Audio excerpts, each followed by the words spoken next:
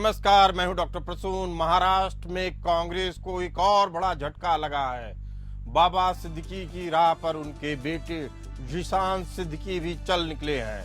जिशान सिद्दीकी ने कांग्रेस छोड़कर एनसीपी अजित गुट में शामिल हो गए हैं।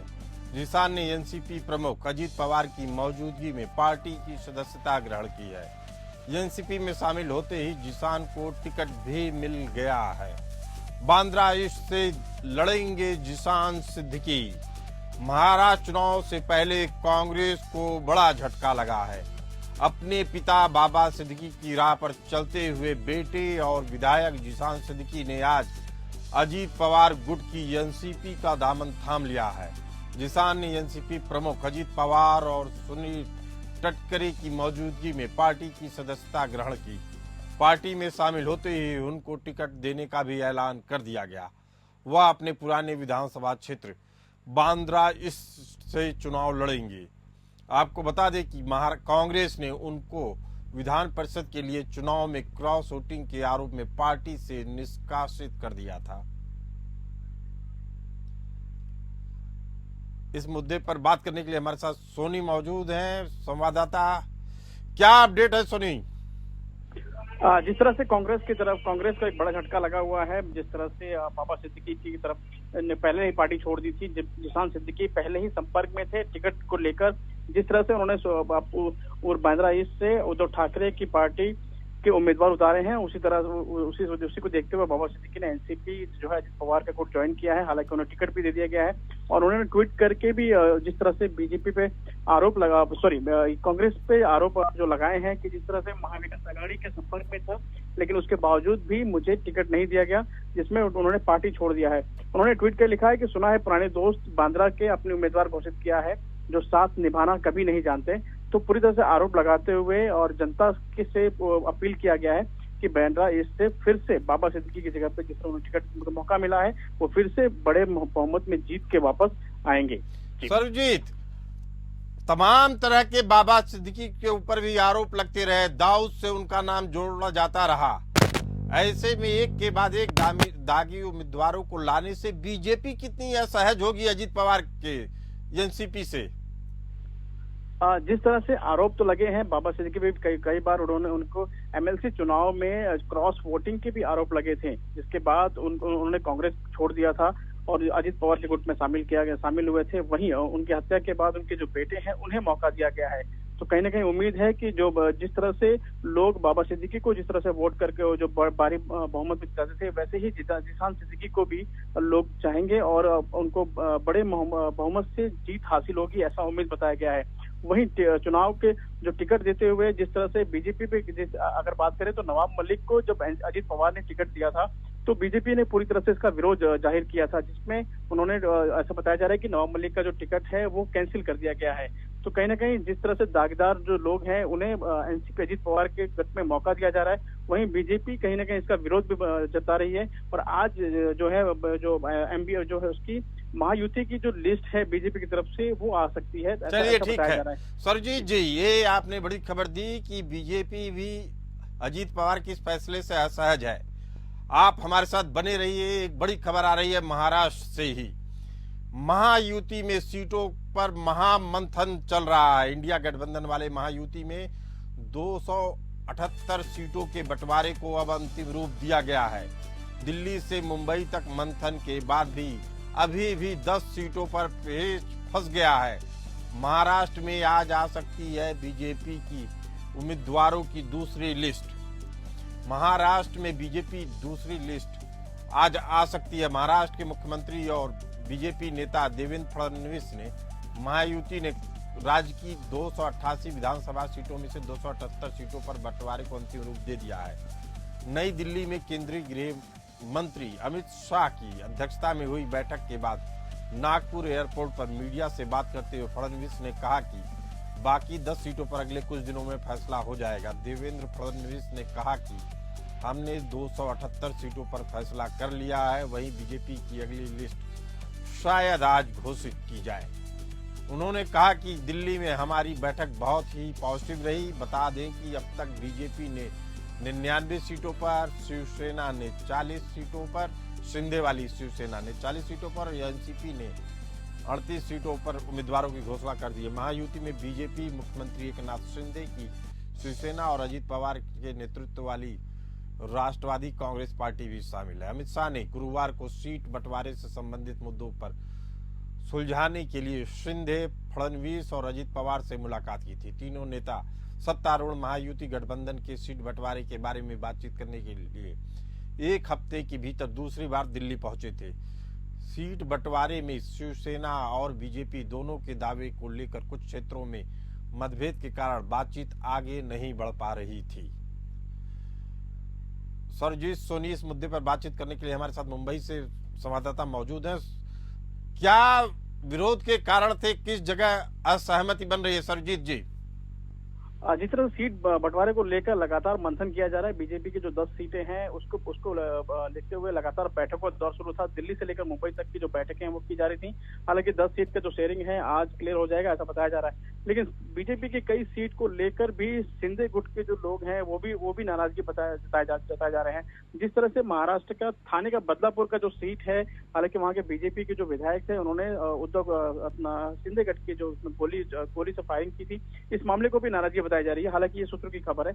अब जो 10 सीटें जो हैं जिसमें बंटवारे को लेकर पेच फंसा हुआ है, आज वो क्लियर हो पाएगा। वहीं देवेंद्र फडणवीस आज नागपुर में अपना नामांकन भी दाखिल करेंगे। तो पूरी तरह से बैठकों का दौर शुरू हो चुका है और बैठकों का दौर खत्म। जो सीट शेयरिंग का जो मामला है वो आज हो जाएगा ऐसा अनुमान लगाया जा रहा है, जो देवेंद्र फडणवीस की जिस तरह से उन्होंने स्टेटमेंट दिया है। सरजीत जी, वो 10 सीटें कौन सी हैं और उसमें कौन सी वीआईपी सीटें हैं जिसको लेकर मतभेद ज्यादा उभर रहे हैं? जी 10 सीटों में से एक सीट जो टिकट दे चुका गया है उसको लेकर भी जो है वो क्या जैसे थाने के बदलापुर का जो सीट है वो जिस तरह से शिंदे गुट नाराज बताए जा रहे हैं, जिस तरह से बीजेपी के जो वहाँ उस सीट को वहाँ पे दे दिया गया है। तो ऐसे 9 सीट अन्य भी हैं जिसको लेकर भी नाराजगी बताई जा रही है। जो दोनों पक्ष आपस में दावा कर रहे हैं कि वो सीट जो है शिंदे गट को चाहिए चाहे एनसीपी को चाहिए। तो तीनों 10 सीट को लेकर जो मंथन है वो पूरा हो चुका है। अब जिसमें देखना है कि जो तीनों पार्टियां हैं कितनी कॉम्प्रोमाइज करती हैं, 10 सीट किसको कितनी मिलती हैं। जी चलिए, इस पूरी जानकारी के लिए आपका बहुत बहुत धन्यवाद। अब अगली बड़ी खबर आ रही है यूपी से। यूपी में दरका इंडिया गठबंधन फूट पड़ चुकी है। इंडिया गठबंधन में फूलपुर में इंडिया ब्लॉक में बगावत हो चुकी है। फूलपुर में पहले समाजवादी पार्टी फिर कांग्रेस प्रत्याशी ने भरा पर्चा। पहले कांग्रेस ने ऐलान कर दिया था कि वह चुनाव नहीं लड़ेगी। फूलपुर से कांग्रेस जिलाध्यक्ष सुरेश यादव ने नामांकन कर दिया है, जबकि समाजवादी पार्टी की ओर से मुइज्जतबा सिद्दीकी ने किया था नॉमिनेशन। फूलपुर में समाजवादी पार्टी और कांग्रेस के आमने सामने के बाद राजनीति गर्मा गई है। उत्तर प्रदेश में 9 सीटों पर होने जा रहे उपचुनाव को लेकर राजनीतिक माहौल गर्मा गया है। 13 नवंबर को होने जा रहे उपचुनाव को लेकर नामांकन की प्रक्रिया पूरी कराई जा रही है। आज नामांकन का आखिरी दिन है। इससे पहले गुरुवार को प्रदेश की राजनीति में जमकर खींचतान मची। एक तरफ एनडीए की ओर से भाजपा ने 8 और रालोद ने 1 सीट पर उम्मीदवार का नाम घोषित कर दिया। वहीं अखिलेश यादव ने बुधवार को ही साफ कर दिया कि समाजवादी पार्टी सभी 9 सीटों पर अपने उम्मीदवार खड़े करेगी। कांग्रेस चुनावी मैदान में नहीं उतरेगी। कांग्रेस प्रदेश अध्यक्ष ने भी प्रेस कॉन्फ्रेंस कर इस बात पर मुहर लगा दी। लेकिन प्रयागराज की फूलपुर विधानसभा सीट पर अलग ही कहानी दिख रही है। यहाँ पर पहले समाजवादी पार्टी फिर कांग्रेस उम्मीदवार ने नामांकन कर दिया। फूलपुर विधानसभा सीट से समाजवादी पार्टी ने मुइज्जतबा सिद्दीकी को चुनावी मैदान में उतारा। उन्होंने फूलपुर विधानसभा सीट से नामांकन भी दाखिल कर दिया। इसके बाद कांग्रेस जिलाध्यक्ष सुरेश यादव ने पार्टी से बगावत कर दी। फूलपुर से नामांकन दाखिल कर उन्होंने हर किसी को चौंका दिया है। सुरेश यादव के नामांकन ने कांग्रेस नेताओं में खलबली मचा दी। कांग्रेस से बागी हुए नेता सुरेश यादव का कहना है कि फूलपुर सीट कांग्रेस की परंपरागत सीट है। बड़े नेता आपस में मिलकर इस सीट से समाजवादी पार्टी को लड़ा रहे हैं। इस पर उन्होंने नाराजगी जताई। उन्होंने कहा कि इस सीट पर कांग्रेस को ही लड़ना चाहिए। ऐसे में उम्मीद जताई जा रही है कि फूलपुर में बीजेपी, समाजवादी पार्टी, बसपा और कांग्रेस की बाकी बागी उम्मीदवार के बीच चौतरफा मुकाबला होगा। कांग्रेस और समाजवादी पार्टी के अलग अलग चुनावी मैदान में उतरने से गठबंधन में दरार आने की भी संभावना होने लगी है।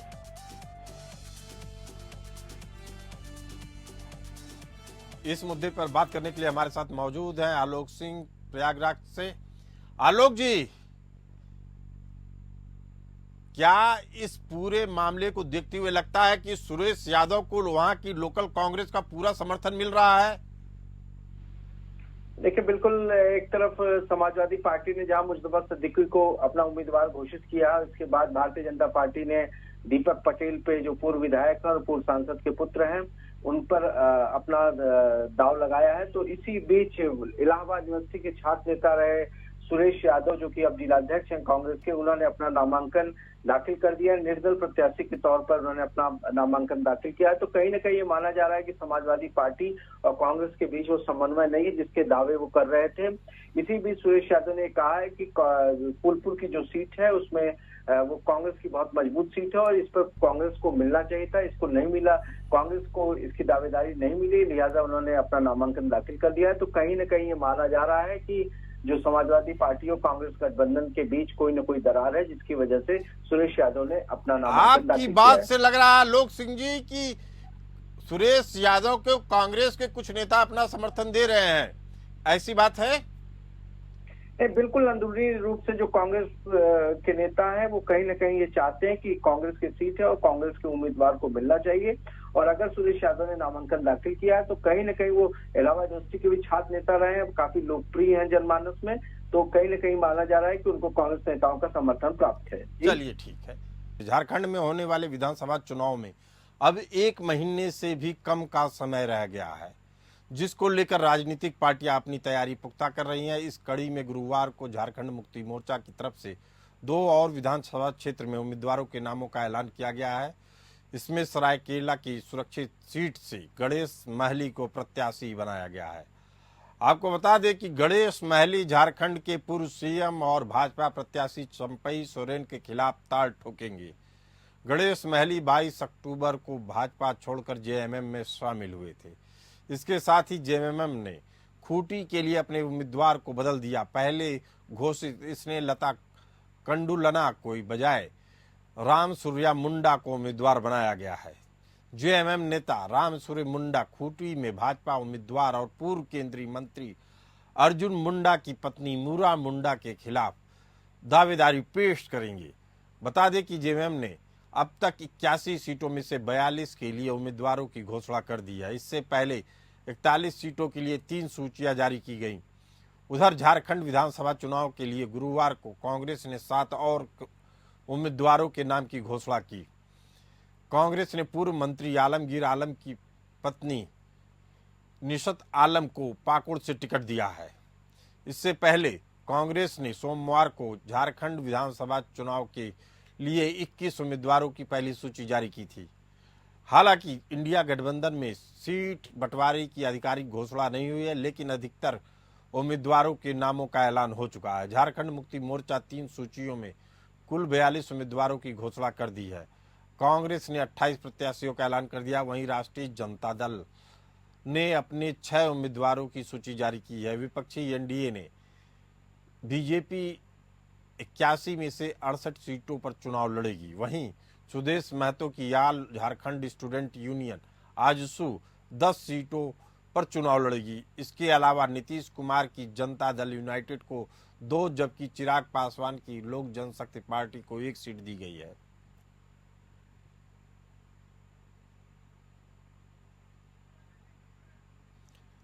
इस मुद्दे पर बात करने के लिए अजय जी हमारे साथ मौजूद हैं।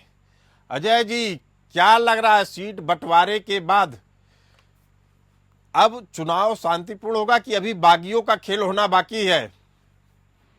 देखिए प्रसूल, मैं बताऊं कि अब जो है शह और माद की जो बिसात है वो लगभग बीत चुकी है जैसे ही है। लेकिन एक बात जो है सबसे महत्वपूर्ण है कि कल देर रात जो कांग्रेस ने 7 सीटों की घोषणा की है, पाकुड़, बरही, कांके, पांकी, डाल्टनगंज, विश्रामपुर और छतरपुर, तो एक चीज यहाँ पर फेस हंसने वाला है। जैसे वो 75 जो 81 सीटें हैं, तो जो पहले का जो था कि जेएमएम और कांग्रेस जो है वो 70 सीट पर लड़ेगी और 11 सीट जो है आरजेडी और वामपंथियों को दिया गया था। लेकिन जो सीपीआई और सीपीएमएल में जो इन लोगों का कहना था कि हम लोग इतने कम सीटों पर नहीं लड़ेंगे, और इस तरह से जो है जो 4 सीट उनको माले को जो दिया गया था वो माले लगभग अब वो माले गठबंधन से अलग हो गया। तो जब अलग हो गया, सीपीआई तो पहले ही से अपना एकला चलो की राह पर थी, तो अब जो बचे हैं, तो जो सीट जो बची वो 75 सीट में जेएमएम जो है 45 सीट लड़ेगी, कांग्रेस जो है 30 सीट पर लड़ेगी और आरजेडी है वो 6 सीट पर लड़ेगी। लेकिन यहाँ पर एक कल्पित था, यानी कि कल जो देर रात में जो कांग्रेस ने जो एक घोषणा की थी कि जिसमें कि एक विश्रामपुर सीट भी है, यहाँ पर सुधीर चंद्रवंशी को कांग्रेस ने टिकट दे दिया है, जबकि आरजेडी के खाते में ये पहले से ही गया हुआ है। यानी जो 6 सीट जो आरजेडी को मिला है, और वहां से जो राम नरेश सिंह जो है आरजेडी के वो जो है वो चुनाव से उन्होंने नामांकन भी दाखिल कर दिया है। तो ये जो मसला जो फंसा, तो इससे कुछ इस पर गठबंधन पर क्या असर पड़ता है ये तो देखने की बात होगी। अजय, पूरी पॉलिटिकल डेवलपमेंट पे आप निगाह बना के रखिए, हम आपसे दोबारा भी जानकारी लेंगे। इस पूरी जानकारी के आपका बहुत बहुत धन्यवाद। अब बात हरियाणा की। हरियाणा विधानसभा का 1 दिवसीय सत्र शुक्रवार यानी 25 अक्टूबर को होगा। प्रोटेम स्पीकर रघुवीर कादियान विधायकों को शपथ ग्रहण करवाएंगे। उसके बाद स्पीकर और डिप्टी स्पीकर का चुनाव होगा। बहुमत होने की वजह से भाजपा के 48 विधायकों में से स्पीकर और डिप्टी स्पीकर चुना जाना तय है। बीजेपी ने सभी विधायकों को 10 बजे विधानसभा में बुलाया है। उसी दौरान स्पीकर और डिप्टी स्पीकर के नाम पर सहमति बनाई जाएगी। विधानसभा का सत्र शुरू होने से पहले राज्यपाल बंडारू दत्तात्रेय राजभवन में विधानसभा के 80 वर्षीय विधायक रघुवीर कादियान को प्रोटेम स्पीकर की शपथ दिलाएंगे। उसके बाद कादियान 11 बजे जिलेवार एक करके सभी विधायकों को शपथ ग्रहण कराएंगे। इसमें बीजेपी के 48, कांग्रेस के 37, इनलोद के 2, निर्दलीय 3 विधायक हैं। 40 विधायक पहली बार सदन में पहुंचे हैं। शपथ ग्रहण में करीब 2 घंटे का समय लग सकता है। उसके बाद स्पीकर और डिप्टी स्पीकर पद के लिए बीजेपी विधायकों की ओर से नाम रखा जाएगा। इस मुद्दे पर बात करने के लिए हमारे साथ मौजूद हैं संजय खन्ना। संजय जी, क्या लग रहा है, डिप्टी स्पीकर और स्पीकर के नाम पे आम सहमति बन जाएगी या अभी उसमें भी कोई दांव पेच है? हाँ जी, देखिए बिल्कुल बताना चाहूंगा, एक दिन का विशेष सत्र बुलाया गया है। प्रोटेम स्पीकर 11 बजे शपथ दिलाएंगे। अभी भाजपा विधायक दल की बैठक चल रही है जो कि 10 बजे शुरू हुई है, और उम्मीद यही जताई जा रही है कि जो स्पीकर और डिप्टी स्पीकर है उनके नाम की सहमति बना ली जाए। इसी को लेकर के बैठक चल रही है। लेकिन देखने वाली बात होगी, क्योंकि कांग्रेस ये कह रही है कि डिप्टी स्पीकर उनका बनाया जाए, तो कहीं ना कहीं थोड़ा सा जरूर संशय पैदा हो रहा है। लेकिन सरकार की बहुमत में है, तो कांग्रेस के उम्मीदवार का तो नंबर आना नहीं है। इस पूरी जानकारी के लिए आपका बहुत बहुत धन्यवाद। बात चक्रवाती तूफान की। चक्रवाती तूफान दाना की वजह से उड़ीसा और पश्चिम बंगाल के कई इलाकों में भारी तबाही हुई। चक्रवाती तूफान दाना उड़ीसा के तट से टकराया। उड़ीसा के धामरा तट पर देर रात तूफान आया। इस दौरान हवा की गति करीब 120 किलोमीटर प्रति घंटे की रफ्तार से नापी गई। तूफान अब उत्तर उड़ीसा में लगभग उत्तर पश्चिम और पश्चिम की ओर बढ़ने लगा है। तेज हवाओं की वजह से लोगों की मुसीबतें और ज्यादा बढ़ गई हैं। 10 लाख लोगों को सुरक्षित स्थानों पर भेजा गया है। चक्रवाती तूफान दाना को लेकर झारखंड सरकार ने आदेश जारी किया है कि शुक्रवार को कुछ इलाकों में स्कूल बंद रहेंगे। 24 अक्टूबर को जारी किए गए सरकारी आदेश के मुताबिक बाब कोहलान प्रमंडल भाई गामा के अंतर्गत पश्चिमी सिंहभूम, पूर्वी सिंहभूम एवं सरायकेला खरसावां जिले में संचालित सभी सरकारी, गैर सरकारी सहायता प्राप्त और सभी प्राइवेट विश्वविद्यालयों में कक्षा केजी से 12वीं तक की कक्षाएं बंद रहेंगी। 25 अक्टूबर को राज्य के दक्षिण पूर्वी हिस्सों में भारी बारिश की संभावना जताई जा रही है। साथ ही दक्षिण पश्चिमी और केंद्रीय हिस्सों में भी भारी बारिश की चेतावनी जारी की गई है। इस पूरे मुद्दे पर बात करने के लिए हमारे साथ मौजूद है अजय सिंह, ब्यूरो हेड। अजय जी, क्या लग रहा है, तूफान आके चला जाएगा या अभी भी तबाही की आशंका जताई जा रही है? देखिए प्रसूल, मैं बताऊं कि जो बंगाल की खाड़ी से जो चक्रवाती तूफान जो डाना है, जो चला है, वो उसका असर झारखंड में जो हो दिखने लगा है। गुरुवार से ही, कल बीती रात से ही झारखंड के सभी इलाकों में बादल छाए हुए हैं, छिटपुट बारिश हो रही है। मौसम विभाग ने कहा भी था कि मध्य रात्रि में पुरी के पास जो डाना जब टकराएगा तो यहाँ जो है उसका असर पड़ेगा। इसी में है, आज जो है वो सवेरे से ही रिमझिम बारिश हो रही है, हवाएं तेज चल रही है और इसी चलते इसका जो असर जो होगा वो कोल्हान प्रमंडल में जो सटा हुआ है, यानी जो उड़ीसा की से तो जो सटा हुआ इलाका है, तो वो पश्चिमी सिंहभूम हो गया, पूर्वी सिंहभूम हो गया, सरायकेला हो गया, खरसावा हो गया, वो इलाका काफी प्रभावित है। वहाँ जो है वो वहाँ से हमारे अजय, आप एकदम सही कह रहे हैं कि वहाँ 10 लाख लोग प्रभावित हुए, उनको हटा दिया गया है। पूरी जानकारी के लिए अजय आपका बहुत बहुत धन्यवाद।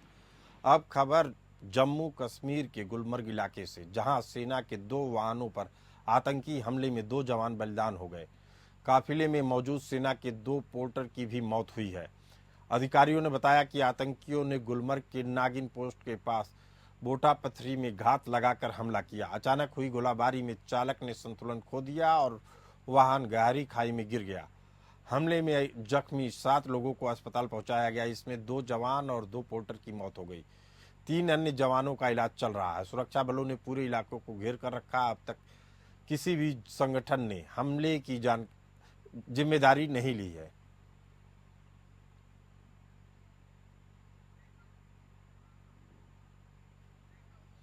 इस पूरी खबर पर जानकारी देने के लिए मौजूद हैं शेख दाऊद, हमारे संवाददाता।